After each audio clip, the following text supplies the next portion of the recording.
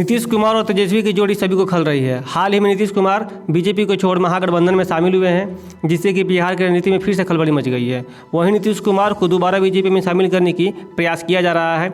जीतन मांझी ने भी बिहार हित की बात करते हुए नीतीश कुमार को वापस फैसला बदलने की सलाह दी है। वहीं आपने प्रशांत किशोर का भी बयान सुना होगा, जो कि चुनावी रणनीतिकार है। उन्होंने कहा था कि एक बार फिर से नीतीश कुमार एनडीए में शामिल होकर दोबारा बीजेपी के साथ काम कर सकते हैं। उनका कहना है कि नीतीश कुमार और तेजस्वी यादव में लगातार मतभेद हो रहे हैं, इसलिए नीतीश कुमार फिर से एक बार बीजेपी के साथ आ सकते हैं।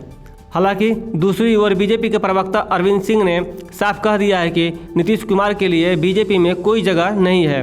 नीतीश कुमार को पलटूबाज कहते हुए उन्होंने कहा कि नीतीश कुमार के लिए सारे दरवाजे बंद हो गए हैं। उन्होंने प्रशांत किशोर को सियासी कलाकार बताया था और उनके बातों को पूरी तरह नकार दिया था।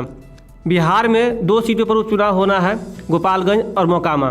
सभी पार्टियों की नज़र फिलहाल उपचुनाव पर टिकी हुई है, क्योंकि उपचुनाव के नतीजे तय करेंगे कि बिहार की जनता किसके साथ है। दोनों ही तरफ से चुनाव प्रचार के लिए सभी ने अपने प्रत्याशियों को उतार दिया है और नेताओं की भीड़ मोकामा में जुट गई है। लेकिन अभी तक नीतीश कुमार की तरफ से किसी भी नेता को उपचुनाव में नहीं उतारा गया है प्रचार प्रसार के लिए, तो ये कहीं ना कहीं सोच का विषय बना हुआ है। वहीं उपचुनाव में दोनों ही पार्टी की नज़र चिराग पासवान, जीतन मांझी और प्रशांत किशोर पर बना हुआ है। बीजेपी की तरफ से लगातार प्रस्ताव भेजा जा रहा है उन लोगों को। अब देखना होगा कि वो लोग किसके साथ आते हैं, किसकी जीत होती है, बीजेपी की या महागठबंधन की। महागठबंधन से आनंद सिंह की बीवी खड़ी है, दूसरी ओर बीजेपी ने ललन सिंह की पत्नी को प्रत्याशी बनाकर खड़ा किया है। दोनों ही चेहरे बाहुबलियों के हैं, दोनों ही पार्टी बड़ी है। जैसा कि आपको पता है कि बिहार की राजनीति में कभी भी कुछ भी हो सकता है। यहाँ पार्टियाँ अपनी हित को देखते हुए पार्टी बदल लेती है, चाहे वो नीतीश कुमार हो, चाहे बीजेपी हो, चाहे वो जदयू क्यों ना हो। पार्टियां अपने हित के लिए अपना फैसला जरूर बदल लेती हैं। जैसे कि आपने देखा होगा कि कुछ दिनों पहले नीतीश कुमार जब महागठबंधन से बाहर निकले थे तो बोले थे कि अब दोबारा कभी भी हम तेजस्वी यादव के साथ नहीं आएंगे, महागठबंधन में शामिल नहीं होंगे।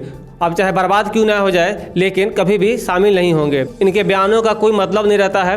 आपने देखा होगा कि बीजेपी के साथ छोड़ फिर से वो महागठबंधन में शामिल हो गए हैं। वहीं तेजस्वी यादव ने कहा था कि बिहार हित के लिए अगर माननीय मुख्यमंत्री ने जो फैसला लिया है उसका हम स्वागत करते हैं और दोनों मिलकर फिर से काम कर रहे हैं। इसी बीच फिर से खबर निकली है, नीतीश कुमार फिर से एनडीए में शामिल होकर बीजेपी के साथ काम करेंगे। अब बिहार को जनता को तय करना होगा कि वो किसके साथ है और किसे वो पसंद करते हैं। बिहार हमेशा ही चर्चा का विषय बना रहता है अपनी राजनीति के लिए, और बिहार में हमेशा ही कुछ ना कुछ अलग देखने को मिलता है। सभी की नज़रें बिहार के उपचुनाव में टिकी हुई है और हम लोग देखते हैं कि किसकी जीत होती है। जुड़ो दीक्षांत से, करो फ्री खुद को स्ट्रेस से। गूगल प्ले स्टोर से दीक्षांत ऐप डाउनलोड कर अपने स्टडी को बनाओ आसान और मजेदार। दीक्षांत देता है topic wise video with animated visuals and concept by the study material.